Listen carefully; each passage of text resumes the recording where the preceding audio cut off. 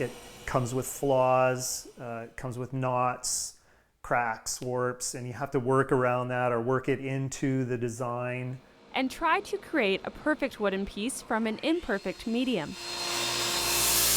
It's more of a homogeneous material. It's all the same. It's flat, square, straight. It reacts the same way.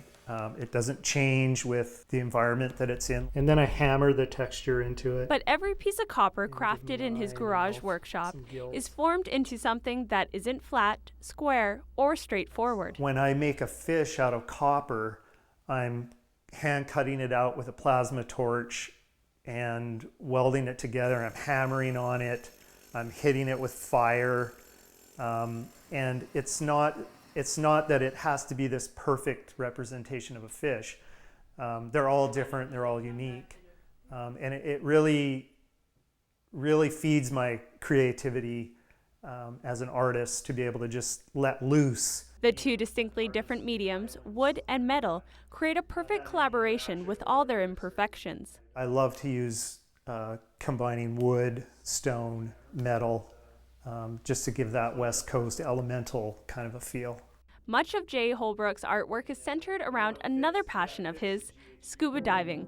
The underwater photographer loves to capture the world below the waters of Vancouver Island and use that as his inspiration. I go to a lot of shows and markets, and I talk to a lot of people. They're always amazed that this is right here, right in our backyard. I always get asked that question, that's here, that's right here? And yeah, it's right off the beach. And our underwater backyard is one Jay cares dearly about. He uses his photographs and artwork to raise awareness about protecting our oceans. We need to protect these areas if we want to hang on to this. Jay does all his welding in his garage. His entire downstairs is dedicated to woodworking. Some men have man caves with TVs and mini fridges, but not Jay.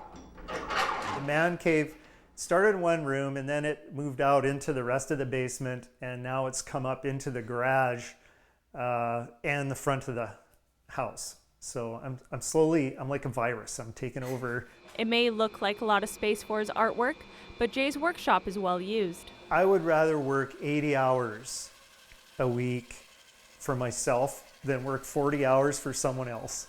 I find that I really thrive in this environment. And Jay's always looking for new ways to explore in his creative environment.